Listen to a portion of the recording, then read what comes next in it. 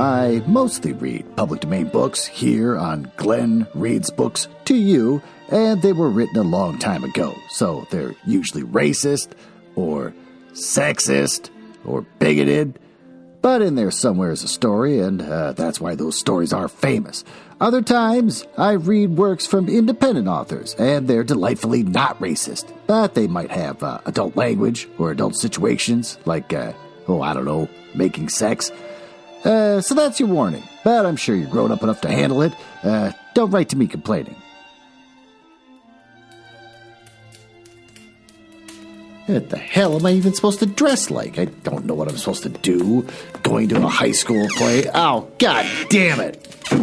All right. That's right. Take a seat, you little idiot. I was just reflecting on the fact that I am supposed to, tomorrow, go to a high school play. Why? Because my child asked me to go. Are they in it? No. The only reason why you ever go to a high school event is because your kid's actually in it. But this time, they're just saying, hey, do you want to go to this play? And I'm just flattered that they asked me, and I was like, okay, sure. Can I bring my wife? And they say, yeah. And I go, oh, what's the play about? And they're like, oh, I don't know. So they just want to spend time with me, which I appreciate. But, oh, God, I don't want to spend time in a high school. Do I wear my fat pants and my Pumas? I don't even know how to dress in a high school anymore. Welcome to the Glenn Reads Books to You mansion. It's a fun little bit where I pretend to live in a mansion, and I'm not just recording in my basement. This is where I read the hottest public domain books and short stories. This week, we're going to continue to read Treasure Island by Robert Louis Stevenson. You want to hear about the author? Sure, I stole this from Wikipedia. The author, Robert Louis Balfour Stevenson. Again, good thing you got rid of that middle name. Or one of two middle names. He was born the 13th of November 1850 and died the 3rd of December 1894. He was a Scottish novelist, essayist, poet, and travel writer. He's best known for works such as Treasure Island, The Strange Case of Dr. Jekyll and Mr. Hyde, Kidnapped, and A Child's Garden of Verses. Born and educated in Edinburgh, Stevenson suffered from serious bronchial trouble for much of his life, but continued to write prolifically and travel widely in defiance of poor health. He settled in Samoa, where, alarmed at the increasing European and American influence in the South Sea Islands, his writing turned to romance and adventure fiction. That's a good way to go about that. Toward a darker realism. Oh, well. And then he died in a stroke on his island home in 1894 at age 44. You want to hear some fun facts that I stole from Scotsman.com? Sure you do. He wrote over 123 musical compositions. Despite his success as a writer, Stevenson began to study piano and composition at the age of 36. Oh, he also took up playing the penny whistle 2 years later and went on to write 123 original compositions. Stevenson's musicianship was not as sought after as his literature. Only 3 compositions were ever published. Do I have time to read another? Sure. Oh, he has a state park named after him in California. Having traveled to the American state to marry Osborne, the Scot was honored with a park in his name. The mountainous area was the location of a cabin where Stevenson and his new wife spent their honeymoon in 1880. Although nothing of the cabin remains, it has been marked on the trail to the summit of Mount St. Helena. Oh, thank God for the grandfather clock telling me to shut up. And let's go down to the library and read this story.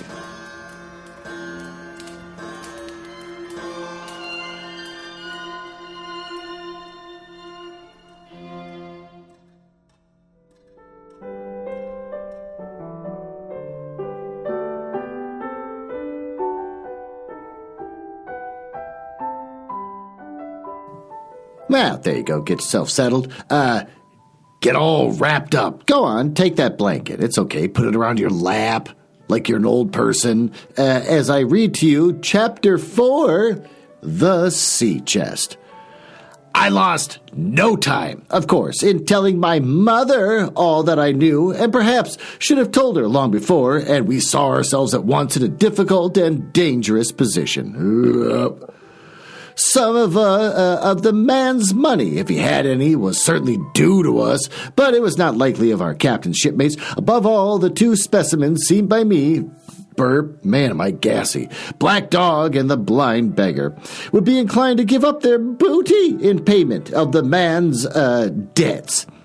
The captain's order to mount at once to ride for Dr. Livesey would have left my mother alone and unprotected, which was not to be thought of. Indeed, it seemed impossible for either of us to remain much longer in the house. Oh, the fall of coals in the kitchen grate, the very ticking of the clock, filled us with alarms. The neighborhood, to our ears, seemed haunted by approaching footsteps. Oh, and what between the dead body of the captain on the parlor floor and he thought of the detestable blind beggar hovering near at hand, ready to return. Oh, there were moments when, as the saying goes, I jumped in my skin for terror.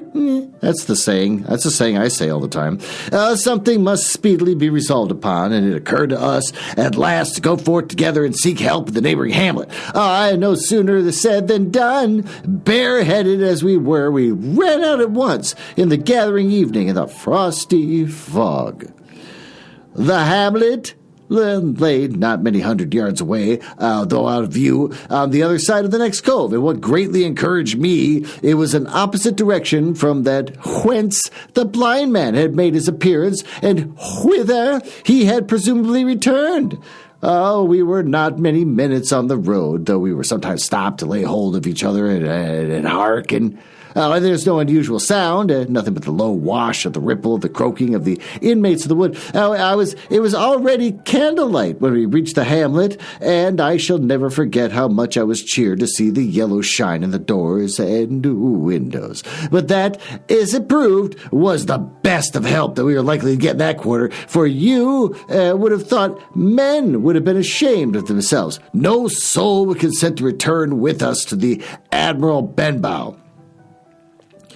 The more we told of our troubles, the more man, woman, and child, they clung to their shelter, their houses. The name of Captain Flint, though it was strange to me, was well known throughout. Some of them carried a great weight of terror. Some of the men who had been to field work on the far side of the Admiral Benbow remembered, besides, to have seen several strangers on the road and taking to them to be smugglers.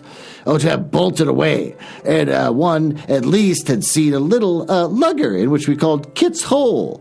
Well, for that matter, anyone who was a comrade of the captain's was enough to frighten them to death. And the short and long of the matter was that while we could get several who were willing to ride to Dr. Livesey's, which lay in another direction, not one of them would help us defend the inn. They say cowardice is infectious, but then an argument is, on the other hand, a great emboldener. Emboldener? Is that a word? Let's look it up. It feels like that's a made-up word. Emboldener. Embolden. Well, that's a word. Can you say emboldener? Let's move on. And so, when each had said his say, my mother made them a speech. Oh, she would not, she declared, lose money that belonged to her fatherless boy. If none of the rest of you dare, she said, Jim and I dare, back we will go the way we came, and small thanks to you, big, hulking, chicken-hearted men. Oh, we'll have that chest open, and if we die for it, and I'll thank you for that bag, Miss Crossley, to bring back our lawful money in. Well, of course, I said I would go with my mother, and of course we all cried out in our foolhardiness. And even not a man would go along with us. All they would do is give me a loaded pistol to a child, lest we were attacked, and to promise to have the horses ready saddled in case we were pursued in our return, while one lad was to ride forward to the doctors in search of armed assistance.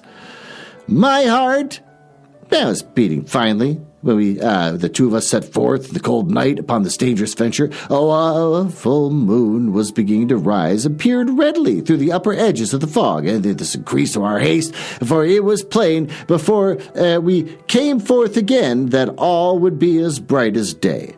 Oh, and our departure exposed to the eyes of any watchers. We slipped along the hedges, noiseless and swift, nor did we see or hear anything to increase our terrors, till, to our relief, the door of the Admiral Benbow was closed behind us. I slipped the bolt at once, and we stood and panted for a moment in the dark, alone in the house with the dead captain's body.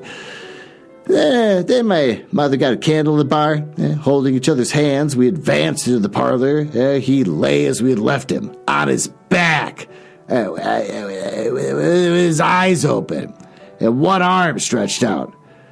Draw down the blind, Jim, whispered my mother. They might come and watch outside. And now, she said, when I had done so, we have to get the key off that. And who's to touch it? I should like to know. And she gave kind of a sob as she said the words.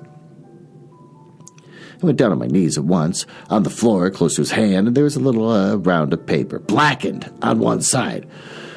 I could not doubt that this was the, in all quotes, all caps, black spot. And taking it up, I found written on the other side, in very good clear hand, the short message, "Oh, you'll have 10 tonight." "Oh, he had till 10, Mother," said I, and just as I said it, our old clock began striking. This sudden noise startled us shockingly. Oh, and the news was good, for it's only 6. "Now, Jim," she said, "that key." Oh, I felt his pockets, one after another, a few small coins, a thimble. What, he had a thimble? And some thread and big needles. Oh, that's right. He's got to fix his own clothes. A piece of pigtail tobacco bitten away at one end. His gully with the crooked handle. A pocket compass. And a tinder box were all that they contained. And I began to despair. Perhaps it's around his neck, suggested my mother. This mother is making her child touch a diseased corpse. Overcoming a strong repugnance, I tore open his shirt at the neck, and there, sure enough, hanging to a bit of tarry string, which I had cut with his own gully, we found the key. At this triumph, we were filled with hope, and hurried upstairs without delay to the little room that he had slept so long, and where his box had stood on the day of his arrival. Oh, it was like any other seaman's chest on the outside, the initial B burned the top of it with a hot iron. Oh, and the corners somewhat smashed and broken by rough usage. "Give me the key," said my mother. She sucks.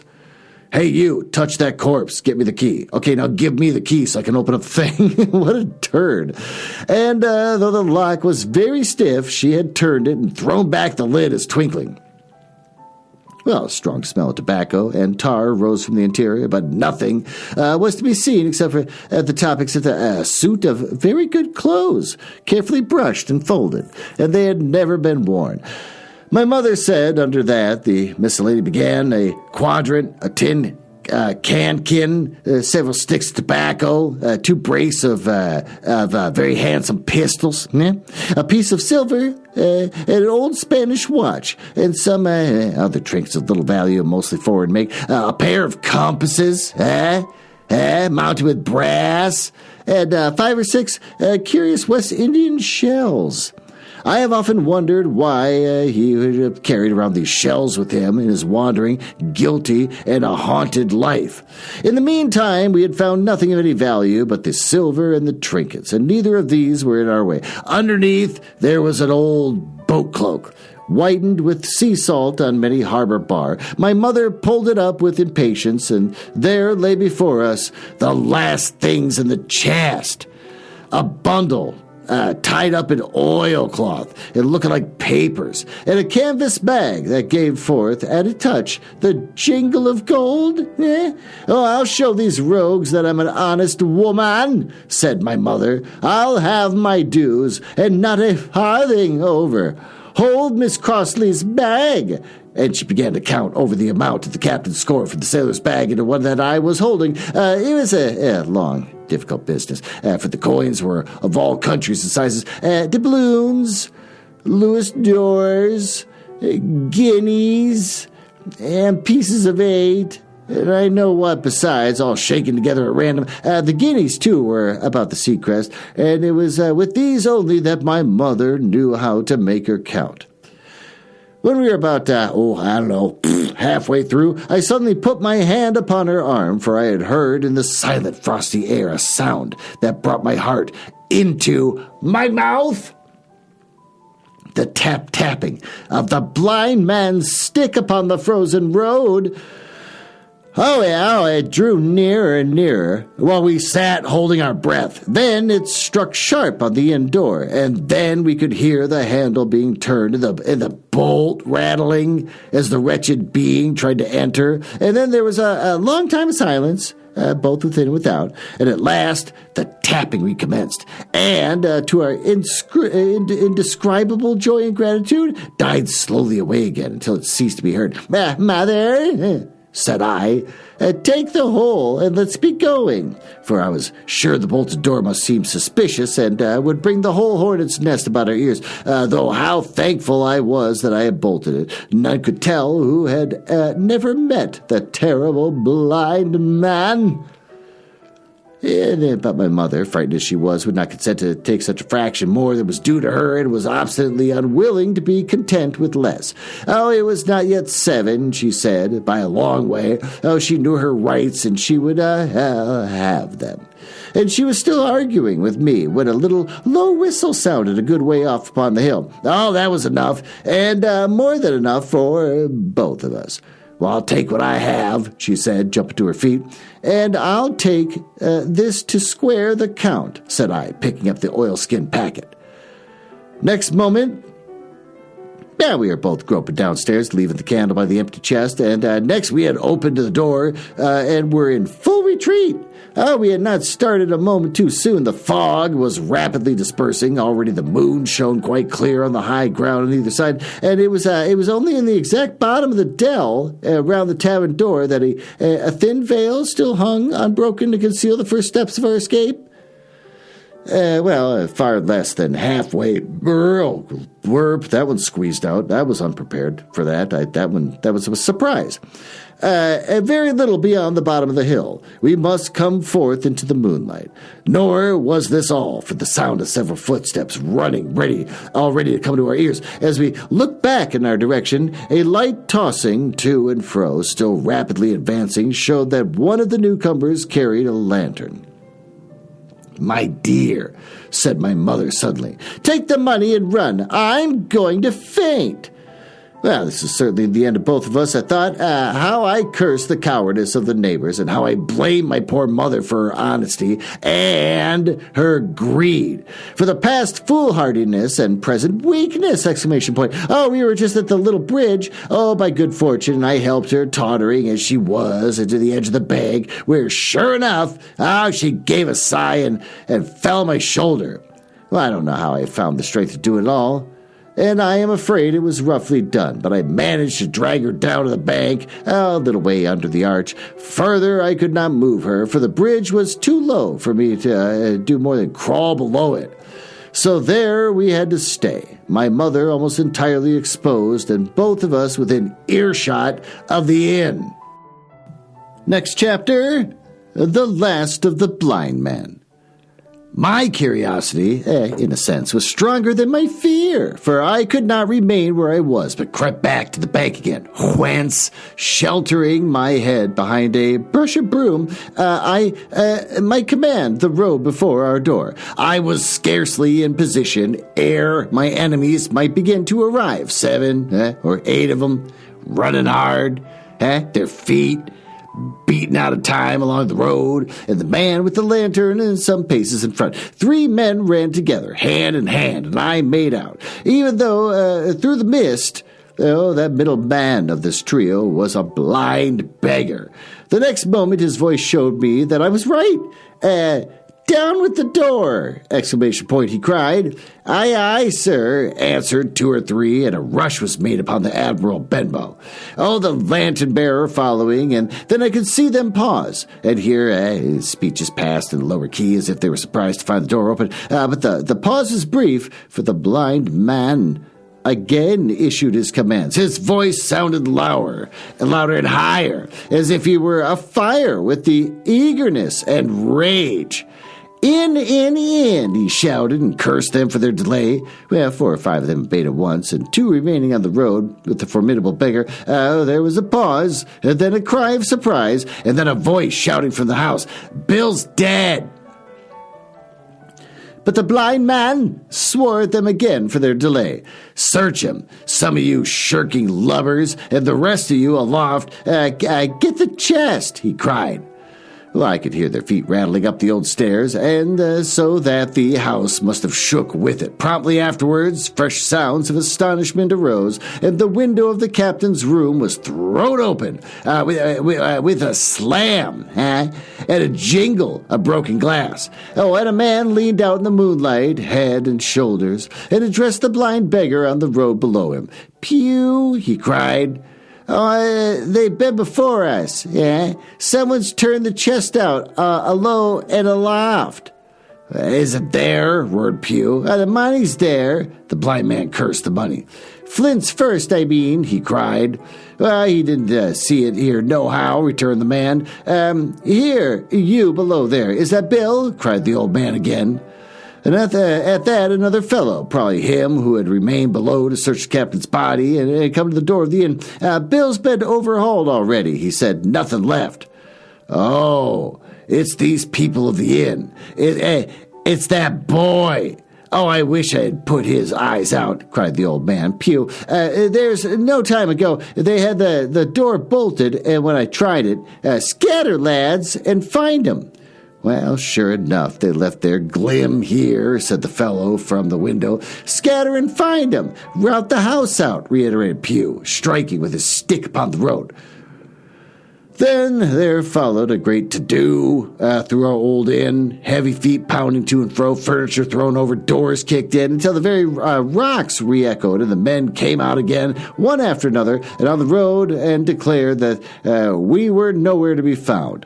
And just the same whistle that had alarmed my mother and myself over the dead captain's money was once more clearly audible in the night. Oh, but this time twice repeated. Oh, I had thought it to be the blind man's trumpet, so to speak, summoning his crew to the assault. But, I now found that it was just a signal from the hillside toward the hamlet, and from its effect upon the buccaneers, a signal to warn them of approaching danger.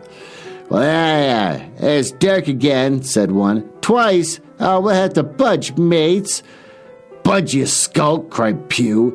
"Dirk was a fool and a coward from the first, and you would mind him. They must be close by. They can't be far. You have your hands on it. Scatter and look for 'em, dogs. Oh, shiver my soul," he cried, "if I had eyes." This appeal seemed to produce some effect, for 2 of the fellows began to look here and there among the lumber, but half-heartedly, I thought, with an eye of their own danger all the time, while the rest stood resolute on the road. "You have your hands on thousands, you fool, and you hang a leg. Oh, you'd be as rich as kings if you could find it. You know it's here, and you stand there skulking." Burp. Now, there wasn't one of you dared face Bill, and I did it, a blind man, and I'm to lose my chance for you. I'm to be a poor, crawling beggar, sponging for rum, when I might be rolling on a coach. Oh, and yeah, I like the idea of him rolling around on a couch. Sponging for rum when I'd be rolling on a couch. And if you had the pluck of a weevil in a biscuit, never heard that before, you would catch him still. "Hang it, Pew. We've got the doubloons," grumbled one. "Well, they might have hid the blessed thing," said another. "Take the Georges, Pew, and don't stand there squalling." Oh, squalling was the word for it. Pew's anger rose so high at these objections till at last, his passion completely taking the upper hand, he struck at them right and left in his blindness, and his stick sounded heavily on more than one. These in their turn cursed back at the blind miscreant, and threatened him in horrid terms, and tried in vain to catch the stick and wrest it from his grasp. This quarrel was the saving of us, for while it was still raging, another sound came from the top of the hill on the side of the hamlet. The tramp of horses galloping, almost at the same time as a pistol shot, flashed and reported, came from the hedge side. That was plainly the last signal of danger, for the buccaneers turned at once and ran, separating in every direction, one seaward along the cove, one slant across the hill, and so on, and so that half a minute, not a sign of them remained but Pew. Him they had deserted. Whether in sheer panic, out of his revenge and his ill words and blows, I know not. But there was remained behind, tapping up and down the road.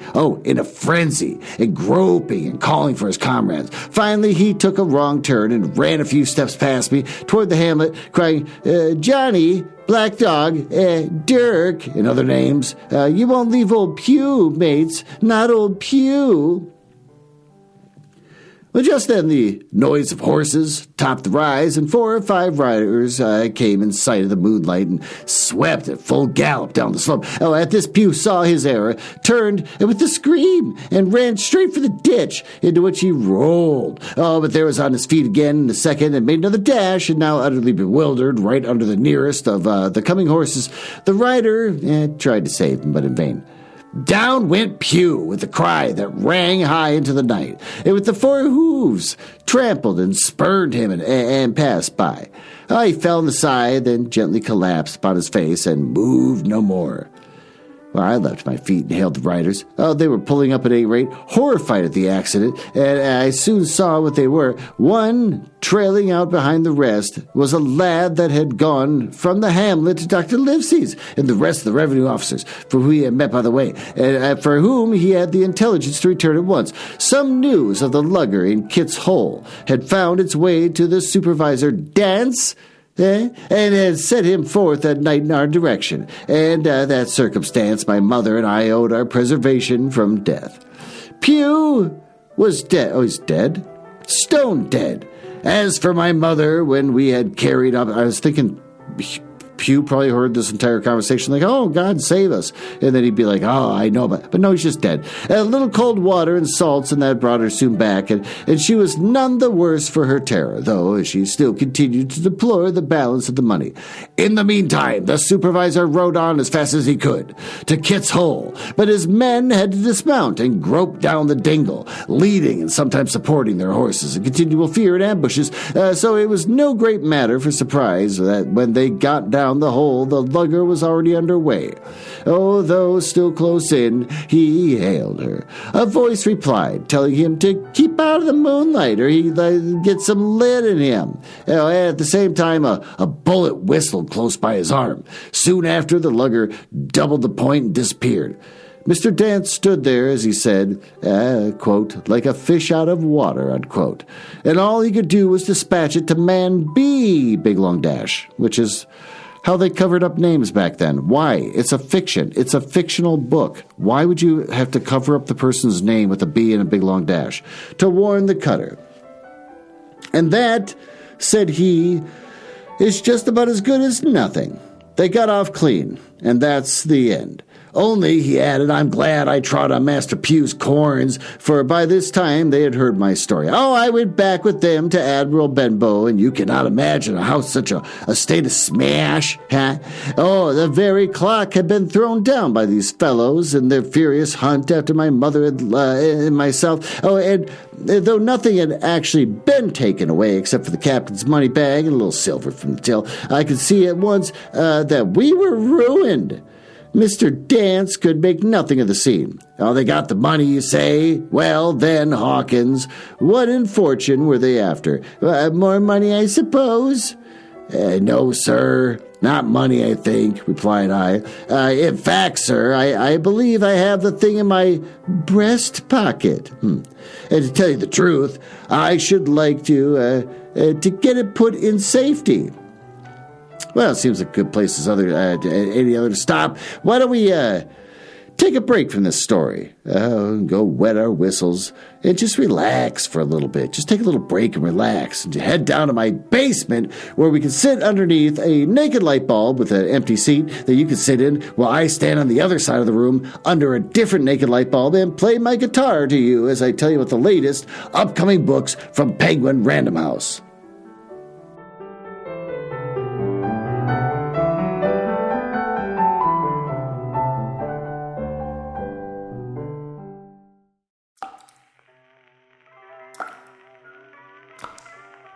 Well, good. There you are. I was waiting for you. I've been waiting for a long time. Stringing my guitar and tuning it just so I can play for you and let you know about the latest upcoming book from Penguin Random House called Funny Story by Emily Henry. You want to hear about that? Sure you do. About the story named a most anticipated book of 2024 by Time. The New York Times, Goodreads, Entertainment Weekly, Today.com, who cares? A shimmering, joyful new novel about a pair of opposites with the wrong thing in common from the #1 New York Times bestselling author, God damn it, Daphne always loved the way her fiancé Peter told the story. Oh, how they met on a blustery day, fell in love over an errant hat, and moved back to his lakeside hometown to begin their life together. Oh, he really was good at telling it, right up to the moment when he realized he's actually in love with his childhood best friend Petra. Burp.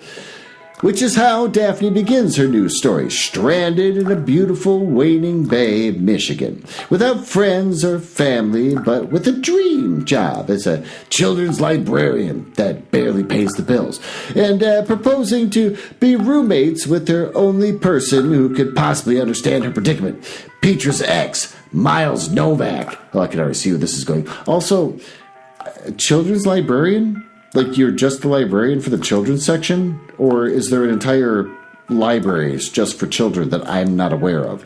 Scruffy and chaotic, with a penchant for making solace in the sounds of heartbreak and love ballads. Miles is exactly the opposite of practical. Buttoned up, Daphne, whose co-workers know so little about her, they have a running bet that she's either FBI or witness protection. All the roommates mainly avoid one another until one day, while drowning their sorrows, they form a tenuous friendship and a plan. If said plan also involves posting deliberately misleading photos of their summer adventures together, well, who can blame them? This barely makes sense. But it's all just for show, of course, in italics, because there's no way Daphne would actually start a new chapter by, falling in love with her ex-fiance's new fiance's ex, ... right? Well, there's that. That's Funny Story by Emily Henry. Its category is women's fiction and contemporary romance. It's a hardcover for $29, coming out on April 23rd, 2024. You can get it from Amazon, Barnes & Noble, Books A Million, Bookshop.org, Hudson Booksellers, Powell's, Target. And if you just hate yourself and you're walking around a certain store that already sucks to begin with, and you're just I just want to read something. Anything. Something that makes me think about the fact that the carrots cost $29 and a carton of milk is like $50. And you're just like, God, I just want to be able to sit and pretend like things don't suck. And then you're like, there's this book, Funny Story. That sounds like it's going to be fun, right? And you kind of dig through it a little bit. And you're like, oh, God, this looks like this is going to suck. But you still buy it anyways because you're shopping at Walmart. Well, with that, why don't we go back up to the library and continue reading this book.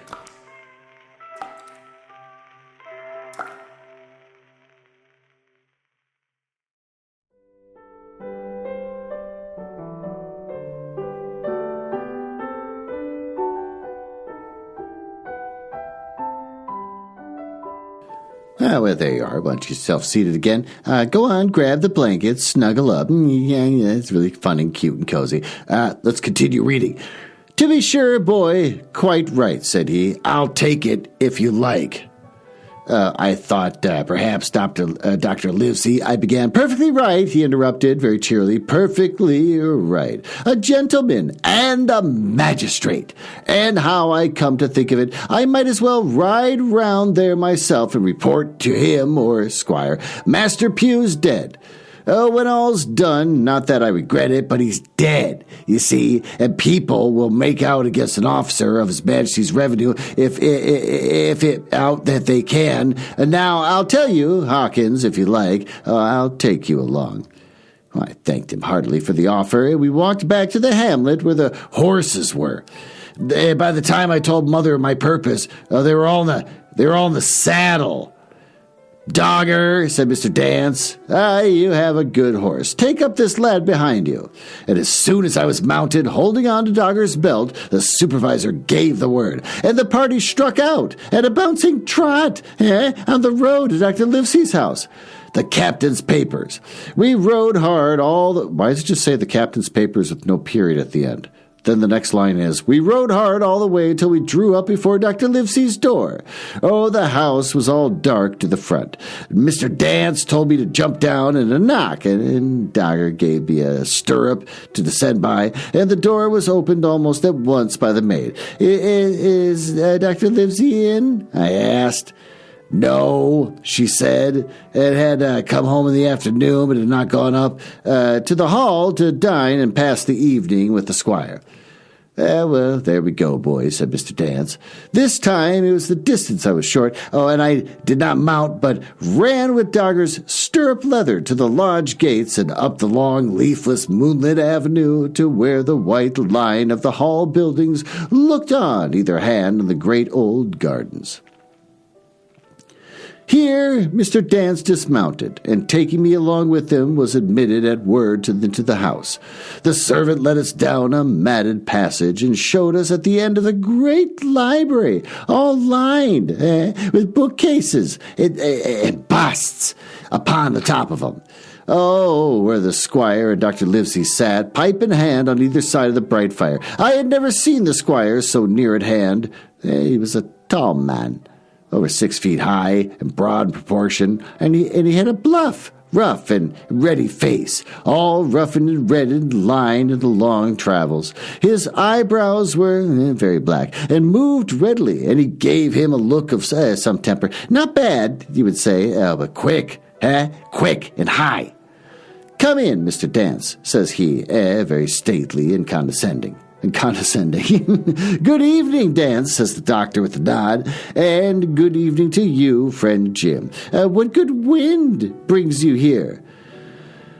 Well, the supervisor stood. Oh, you can hear the airplane. Well, I've moved my recording area upstairs, and now you get to hear everything. People outside my window coughing, airplanes going by. It's just horse shit. The supervisor stood up straight and stiff and told his story like a lesson. And you should have seen how the two gentlemen leaned forward and looked at each other. Oh, and they forgot to smoke in their surprise and interest. And when they heard how my mother went back to the inn, Dr. Livesey fairly slapped his thigh, and the squire cried, "Bravo!" and broke his long pipe against the grate. Long before it was done, Mr. Trelawney, that you remember was the squire's name, had got up from his seat and was striding about the room, and the doctor, as if to hear better, had taken off his powdered wig and sat there looking very strange indeed with his own close-cropped black poll. At last, Mr. Dance finished the story. "Mr. Dance," said the squire, "if you are a very noble fellow, and as for writing down that black, atrocious miscreant, I regard it as an act of virtue, sir, like stamping a cockroach. Oh, this lad Hawkins is a trump, I perceive." What does that mean? Well, okay, I'll look it up. We're just going to wind up getting the ex-president? Trump, a bridge, whist, similar card games, a playing card. Okay, fine. I just wasted everyone's time there. "I perceive, Hawkins, that you will ring that bell. Mr. Dance must have some ale." "And so, Jim," said the doctor, "you have the thing that they were after, have you?" Here it is, sir," said I, gave the oilskin packet. Ooh, the doctor looked it all over, as if his fingers were itching to open it. But instead of doing that, he put it quietly in the pocket of his coat. "Squire," said he, "when Dance has had his ale, he must, of course, be off to his Majesty's service. But I mean to keep Jim Hawkins here, to sleep at my house, with your permission. And I propose that we should have up the cold pie, and let him sup." "As you will, Livesey," said the squire. "Hawkins has earned better than cold pie." So a big pigeon pie was brought in and put on the side table, and I made a hearty supper, for I was hungry as a hawk, never heard that before, while Mr. Dance was further complimented and at last dismissed. "And now, squire," said the doctor. "And now, Livesey," said the squire in the same breath. One at a time, laughed Mr. Livesey. "You have heard of this flint, I suppose?" Heard of him? Cried the squire. Heard of him, you say? Oh, there's no question mark there. Exclamation point. Heard of him, you say? I guess is how I'm supposed to say that. He was the bloodthirstiest buccaneer that sailed. Blackbeard was a child of flint. The Spaniards were so prodigiously afraid of him that I tell you, sir, I was sometimes proud that he was an Englishman. I've seen his topsails with those eyes off Trinidad, and the cowardly son of the rum puncheon that I sailed with put back, sir, into port of the Spain. Well, I heard of him myself in England, said the doctor. But the point is, had he money? Money, cried the squire. Have you heard the story? Oh, what were these villains after but money? What do they care for but money? For what they should risk their rascal carcasses but money. That we shall soon know, replied the doctor, but you are so confoundedly hot-headed and exclamatory that I cannot get a word in. What I want to know is this. Supposing that I have here in my pocket some clue where Flint buried his treasure, will that treasure amount to much? Amount, sir, cried the squire. It will amount to this. If we have the clue you talk about, I fit out a ship in Bristol Dock and take you to Hawkins there along, and I have a treasure I search a year. Yeah, very well, said the doctor. Now, if Jim is agreeable, we'll open the packet. And he laid before it on him on the table. The bundle was soon together, and the doctor had to get out his instrument case and cut stitches with his medical scissors. And it contained two things, a book and a sealed paper. Well, first of all, we'll try the book, observed the doctor, and the squire and I were both peering over his shoulder as he opened it, for Dr. Livesey had kindly motioned me to come round from the table side, where I had been eating, to enjoy the sport of the search. And on the first page, they were only some scraps of writing, such as a man with a pen in his hand might make for idleness and practice. One was the same as the tattoo mark. Billy Bones, his fancy. Then there was Mr. W. Bones, mate. No more rum, and off Palm Key, he got it. That's ITT. Don't know what that's supposed to mean. All right, fine, I'll try looking it up. It's not going to show anything. A contradiction of it had.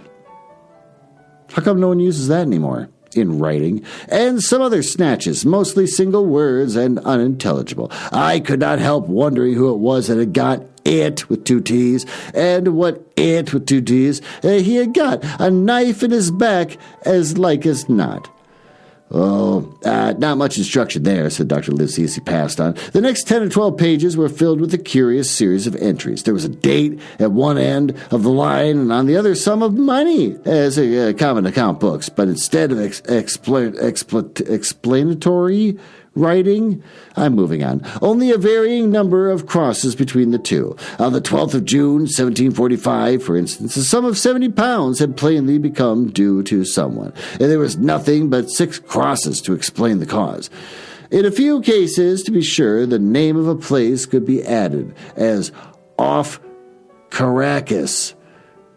OFFE, Offie, I don't know, I give up. As a mere entry of latitude and longitude, 720, 620, 17, 20, 19, 1000, moving on. And then the record lasted over nearly 20 years. The amount of the separate entries growing larger as time went on, and at the end, a grand total had been made out I have 5 or 6 wrong additions, and these words appended, Bones his pile. And as a little side note, I paused the show for a minute to look up that latitude and longitude, and it's off the coast of Victoria, just outside of Brazil. Guys, we can go find this. We can finally have the money together, but let me go find it first. The thing is as clear as noonday, cried the squire. This is the Black-Hearted Hound's account book. These crosses stand for the names of ships or towns that they sank or plundered. The sums are the scoundrel's share. And where he feared an ambiguity, you can see he added something clear. Off Caracas. Oh, now you see there was some unhappy vessel boarded on that coast. God help the poor souls that manned her. Coral long ago. Right, said the doctor. See what it is to be a traveler, right? And the amounts increase, you see, as they rose in rank. There was little else in the volume but a few bearings of places known to blank leaves towards the end of the table for reducing French, English, Spanish moneys into common value. Thrifty man, cried the doctor. Oh, he wasn't one to be cheated. And now, said the squire, for the other.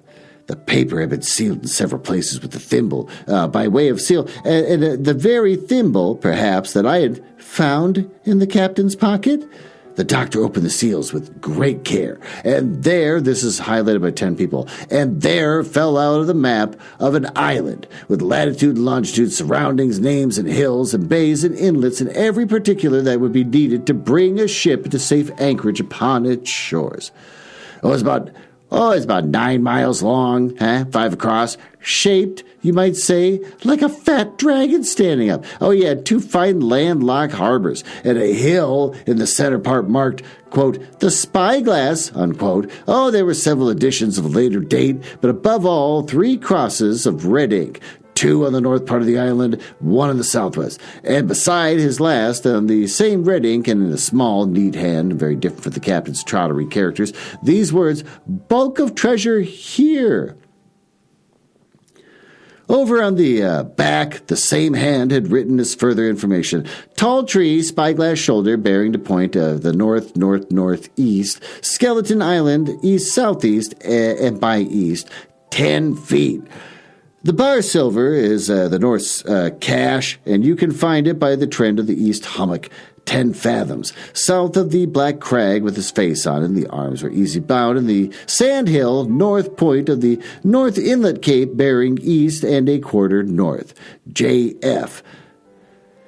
Well, that was all, as brief as it was, but to me incomprehensible, it was filled the squire and Dr. Livesey with delight. Livesey, said the squire, oh, you'll give up this wretched practice at once. Tomorrow I start for Bristol, and in 3 weeks' time, 3 weeks, 2 weeks, 10 days, we'll have the best ship, sir, and the choicest crew in England. Hawkins shall be our cabin boy, and you'll make a famous cabin boy, Hawkins. You, Livesey, our ship's doctor. I am Admiral.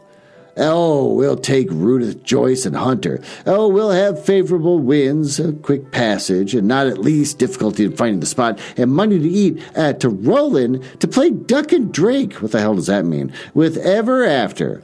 Trelawney, said the doctor. I'll go with you. And I'll go bail for it, and so will Jim. And be a credit to the undertaking. Oh, there's only one man I'm afraid of. Who's that? Cried the squire. Name the dog, sir. You, replied the doctor, for you cannot hold your tongue. You are not the only men who know of this paper. These fellows who attacked the inn tonight, bold, desperate blades, for sure, and for the rest who stayed aboard the lugger, and more, I dare say, not far off, are, one and all, although thick and thin, bound that they will get that money. Oh, we must have none of us alone till we get to sea. Jim and I shall stick together in the meanwhile, and you'll take Joyce and Hunter when you ride to Bristol. From that to the first to the last, not one of us must breathe a word of what we just found. Livesey, returned the squire, you are always in the right of it. I will be as silent as the grave. Part 2. The Sea Cook. Next chapter, I go to Bristol. Oh, it was longer than the squire imagined. We were ready for the sea, and none of our first plans, not even Dr. Livesey's of keeping me beside him, could be carried out as we intended. The doctor had to go to London on a physician to take charge of his practice. The squire was hard at work at Bristol, and I lived down at the hall under the charge of old Redruth, the gamekeeper, almost a prisoner, but full of sea dreams and the most charming anticipations of strange islands and adventures. I brooded by the hour together over the map, all the details of which I well remembered. Sitting by the fire in the housekeeper's room, I approached that island in my fancy from every possible direction. Oh, I explored every acre of its surface. I climbed 1,000 times to that tall hill that they called the Spyglass, and from the top enjoyed the most wonderful and changing prospects. Sometimes the isle was thick with savages. Oh, don't get racist, please. With whom we fought, sometimes full of dangerous animals that hunted us. But in all my fancies, nothing occurred to me so strange and tragic as our actual adventures. So the weeks passed on till one fine day there came a letter addressed to Dr. Livesey with the addition to be opened in the case of his absence by Tom Redruth or young Hawkins. Obeying this order, we found, or rather I found, for the gamekeeper was a poor hand at reading anything but the following important news. Old Anchor Inn, Bristol, March 1, 17 dash. Why hide the dates? They did this back then. They would hide the date or the people's names with a big dash, and now with the dates too. Why? For what reason? Dr. Livesey, as I do not know whether you are at the Hall or is still in London, I send this in double to both places. The ship is brought and fitted. Oh, she lies at anchor, ready for sea. You never imagined a sweeter schooner. A child might sail her, 200 tons. Name, Hispaniola. I got her through an old friend, Blandy, who has proved himself throughout this most surprising trump. The admirable fellow was literally slave to my interest, and so, I may say, did everyone in Bristol. As soon as they got wind of the port, we sailed for treasure, I mean. Why does this seem nonsensical? Redruth, said I, interrupting the letter, Dr. Livesey will not like that. The squire has been talking after all. Well, who's a better right, growled the gamekeeper. A pretty rum go if squire ain't to talk to Dr. Livesey, I should think. And that I gave up all attempts at commentary and read straight on. Blandly himself found Hispaniola in all caps, and by the most admirable management got her for the merest trifle. There is a class of men in Bristol monstrously prejudiced against Blandy, and they go the length, declaring that his honest creature Burp would do anything for money, that the Hispaniola belonged to him, and that he sold it to me absurdly high. The most transparent calamities, none of them dare, however, to deny the merits of the ship. So far, there was not a hitch. The works people, to be sure, riggers and whatnot, were most annoyingly slow, but time cured that. It was the crew that troubled me. I wished a round score of men, in case of natives, buccaneers, the odious French, and I had the worry of the deuce itself to find such as half a dozen, till the most remarkable stroke of fortune brought to me the very man that I required. I was standing on the dock when, by the merest accident, I fell in talk with him, and I found that he was an old sailor, kept a public house, knew all the seafaring men in Bristol, had lost his health ashore, and wanted a good berth. Oh, he doesn't have a leg or something, right? And wanted a good berth as a cook to get to sea again. Oh, he had hobbled down there that morning, because he doesn't have a leg, I bet. He said it got a smell of the salt. I was monstrously touched. So you would have been, and out of pure piety I engaged him on the spot to be the ship's cook. Long John Silver, the guy with no leg, he is called, has lost a leg, but I regard it as a recommendation, since he lost his country's service under the immortal Hawk. He has no pension, Livesey. Imagine the abominable age we live in. Well, sir, I thought I had only found a cook. But a crew I had discovered. Between Silver and myself, we got together in a few days, accompanied the toughest old salts imaginable. Not pretty to look at. But fellows, and by their faces, the most abominable spirit, I declare that we could fight a frigate. Long John even got rid of 2 out of the 6 or 7 I already engaged, and he showed me in a moment that they were just the sort of freshwater swabs that we had to fear in the adventure of importance. I am the most magnificent health and spirits, eating like a bull and sleeping like a tree. Yet I will not enjoy a moment till I hear my old tarpaulins trampling with the cat's pad. Seaward, ho, hang the treasure. It's glory of the sea that has turned my head. So now, Livesey, come post, and do not lose an hour. If you respect me, let young Hawkins go at once to see his mother. With Redruth for guard. And then both come at full speed to Bristol.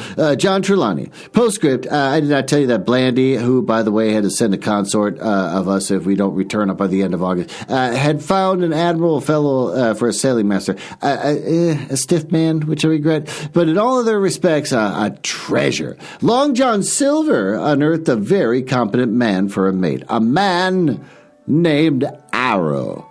I have a boatswain who pipes, Livesey, so things shall go man-of-war fashion on board the old ship Hispaniola. And I forgot to tell you that Silver's a man of substance, so I know no knowledge that he has a banker's account, which he has never been overdrawn. He leaves his wife to manage the inn, as she is a woman of color, and a pair of old bachelors like you and I may be excused for guessing that it is his wife quite as much as the health that sends him, back to roving, JT, PPS, Hawkins may stay one night with his mother. What? This is weird. It's mildly racist, doesn't seem to appreciate women as in wives, and then just like, Hawkins can stay one night with his mother. JT.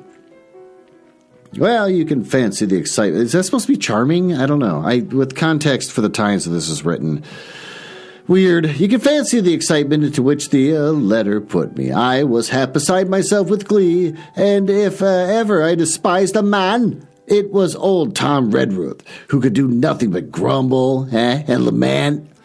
Now, any of the under gamekeepers would gladly have changed places with him, but as such not the squire's pleasure. The squire's pleasure was like law among them all. Nobody but old Redruth would have dared to even grumble.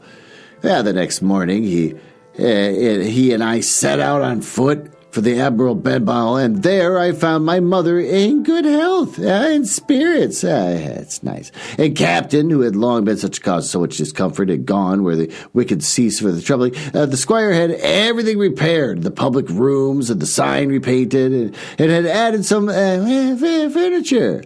Above all, a beautiful armchair for mother in the bar. And he had found her a boy as an apprentice, also so that she should not want help while I was gone. It was on seeing the boy that I understood for the first time my situation. Well, I had thought up to that moment of the adventures before me, not at all the home that I was leaving, and now, at sight of this clumsy stranger who was to stay here in my place besides my mother, I had my first attack of tears. I am afraid I led that boy a dog's life, for as he knew the work, I had 100 opportunities of setting him right and putting him down, and it was not slow to profit by them. Well, the night passed. And the next day, and after dinner, Redruth and I were afoot again on the road, and I said goodbye to Mother and the cove where I'd lived since I was born, and the dear old Admiral Benbow, since he was repainted, no longer quite so dear. One of my last thoughts was that of the captain, who had so often strode along the beach with his cocked hat, his saber-cut cheek, and his old brass telescope. And next morning, we had turned the corner, and my home was out of sight. The mail picked us up about dusk, the Royal George on the heath, and I was wedged between Redruth and stout old gentleman. And in spite of the swift motion in the cold night air, I must have dozed a great deal for the very first, and then slept like a log uphill and down dale through the stage after stage, for which I was awakened at last. It was a punch in the ribs, and I opened my eyes to find that we were standing still before a large building in a city, and that day had already broken a long time. Where are we? I asked. Bristol, said Tom. Get down. Mr. Trelawney had taken up his residence at the inn far at the docks to superintend the work upon the schooner. Thither we had now to walk, and on our way, to my great delight, lay along the quays and beside the great multitude of ships, all the sizes, rigs, and nations. In one, sailors were singing at their work. In another, there were men aloft, high over their head, hanging to threads that seemed no thicker than the spiders. Though I had lived by the shore all my life, I had never to have been near the sea till then. The smell of tar and salt was something new. I saw the most wonderful figureheads that had been all for over the ocean. I saw, besides, many old sailors with their rings in their ears, the whiskers curled to ringlets, and terry pigtails, and their swaggering, clumsy sea walk, as if I had seen as many kings or archbishops. I could not have been more delighted. And I was going to see myself. To see, in a schooner, with a piping boatswain and pigtailed singing seamen, to sea, bound for an unknown island, and to seek for buried treasure. While I was still in this delightful dream, we came suddenly in front of a large inn and met Squire Trelawney, all dressed out like a sea officer, in a stout blue cloth, coming out of his door with a smile on his face and a capital imitation of a sailor's walk. "Here you are," he cried. "The doctor came last night from London. Bravo! The ship's company complete." "Oh, sir," cried I, "when do we sail?" "Sail," says he, "we sail tomorrow." Well, that seems a good place to wrap this up. Why don't we go down to the smoking room, where perhaps we can have a cigarette, which in my state of Minnesota, in Minneapolis, they passed a law making it $15 a pack, so don't smoke too many of them. I don't have a lot to offer you, you greedy pile of crap. Well, let's go down to the smoking room. We'll talk about it there.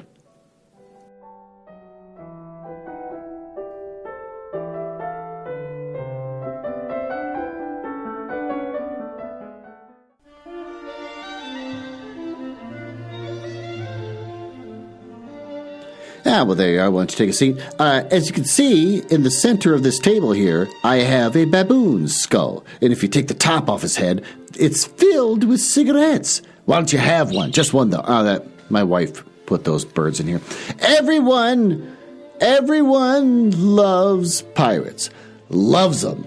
In these chapters, we see that people from all walks of life light the fuck up when they get a taste of that swashbuckling lifestyle. When Jim gets the map of Billy's treasure and takes it to Dr. Livesey, you can see all these dignified people trip over their own dicks trying to imagine how they could pull off getting them, like some kind of pirate heist. Oh man, they want to get in there and get at that gold, when really their station in life should require them to hand the map over to authorities.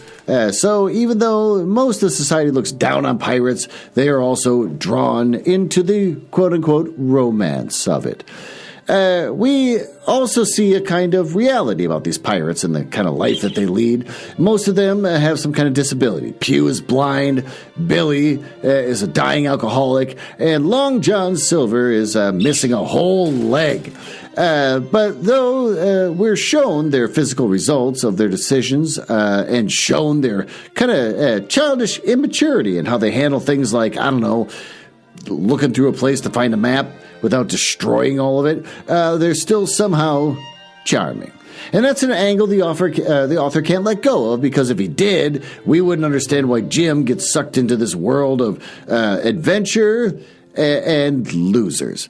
He needs a reason to be drawn into this story, and he needs a reason to grow as a character, which he does. Before, when he dealt with Billy, he was terrified and wanted to run to his mother. But after finding the gold in the chest and having to run for safety, his mother passes out, and it's up to Jim to keep her safe. He's able to act in the moment without hesitation, as well as make the decision to stand up for what he thinks is right, in only giving up the map to Dr. Livesey. Cute little guy. Also, his mother, what a nightmare. She when they have to go back to the corpse and then, like, try to find the key and look through the chest, she's just like, you touch him. I'm not touching him. Okay, dig in his pockets. You don't find anything? I don't know. Look around on his corpse more. And then he rips open the shirt and gets the key, and she's like, oh, gross, disgusting. You're disgusting. Okay, open up this thing. She's a horrible person. And so now she's got some kind of weird little boy taking care of her, and then he's all upset about it. It's like, your mom's kind of useless. Move on with your life. Well, with that, I guess I'm going to wrap it up. Thanks for listening, and I most likely will see you next week.